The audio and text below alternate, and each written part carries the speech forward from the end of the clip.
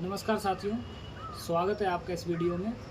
मैं ये ब्लॉग जो है खासकर उन लोगों के लिए बनाने जा रहा हूँ जो रसायनों का और जहरीली दवाइयों का अत्यधिक प्रयोग करते हैं। मैं आपको लाइव दिखाना चाहता हूँ कि इन दवाइयों का जो है हमारे शरीर पर, हमारे पर्यावरण पर जो है वो क्या प्रभाव हो सकता है।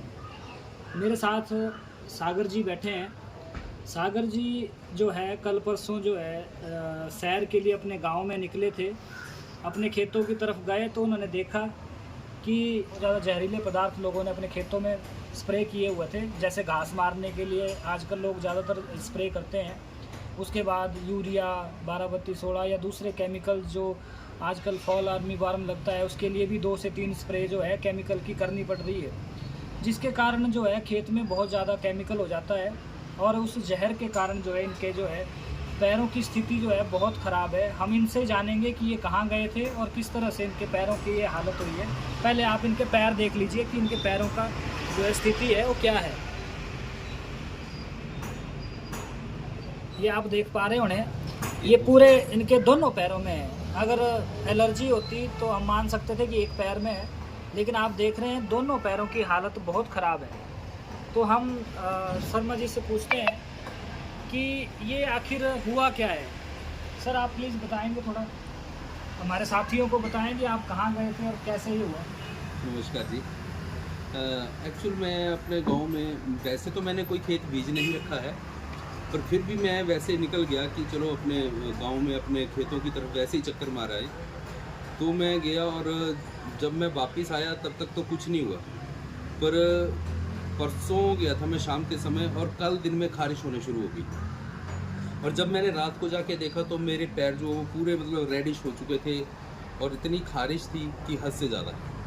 और जब सुबह उठा तो ऐसे लगे कि मैं इन पैरों की चमड़ी को मतलब पूरा कुरेद दूँ, इतनी ज़्यादा मेरे को जलन हो रही थी। और अभी भी पैरों में जलन हो रही है।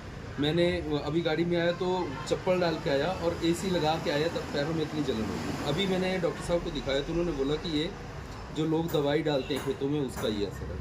अगर मेरे थोड़े घूमने से इतना असर है तो जो खा रहे हैं इस चीज़ को, जो इस मक्की को खा रहे हैं, जितने भी आजकल खेती कर रहे हैं वो सब कोई ना कोई केमिकल डाल रहे हैं अपने खेतों में, तो वो उसकी पैदावार बढ़ाने के लिए अगर वो खा रहे हैं तो मेरे पैरों का ये हालात है, तो उनके खाने से उनका क्या होगा। बिल्कुल सही बात है। तो दोस्तों कोशिश करो कि अपने खेतों में खाद मत डालो।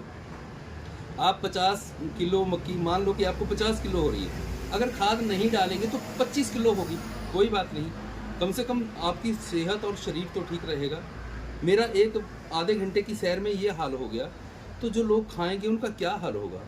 तो आप सभी से मेरी 2 हाथ जोड़ के विनती है कि भाई खेतों में ये खाद वगैरह मत डालें और अपने स्वास्थ्य, अपने शरीर का, बहुत सारे लोग खेतों में डालते भी नहीं हैं, पर कुछ एक लोग जो डाल रहे हैं तो वो बारिश की वजह से जो पानी जा रहा है वो उनके खेतों में भी चला जा रहा है, तो वो उनको भी कहीं ना कहीं इस चीज़ से सामना करना पड़ेगा। तो कोशिश करें कि ये ना डालें तो बड़ी कृपा होगी, क्योंकि हर किसी की जान, हर घर के लिए, अपनी हर सेहत के लिए हर कोई देखता है कि मैं अपनी सेहत और अपने घर का ध्यान रखूं। तो कोशिश करें कि ये रसायन ना डालें, तो आपकी बड़ी कृपा होगी। धन्यवाद जी।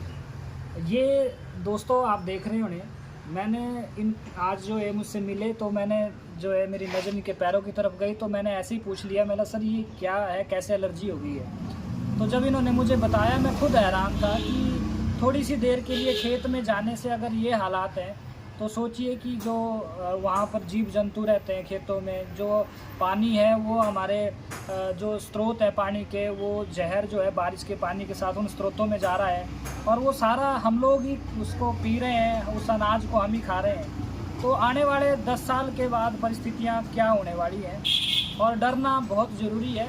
क्योंकि आज डॉक्टर भी, अब डॉक्टर ने सिर्फ देखते ही डॉक्टर ने जो है इनको यही बताया है कि ये जो दवाइयाँ बोलते दवाइयाँ, लेकिन होता है वो जहर है। वो जो जहर आप खेतों में डाल रहे हैं उसकी वजह से इनके ये हालात ऐसे हैं। तो साथियों आप सतर्क रहें, आने वाले भविष्य में ज़रूर इसके बारे में चर्चा करें, विचार विमर्श करें कि क्या हमें ये जहर अपने खेतों में डालने चाहिए या नहीं। धन्यवाद।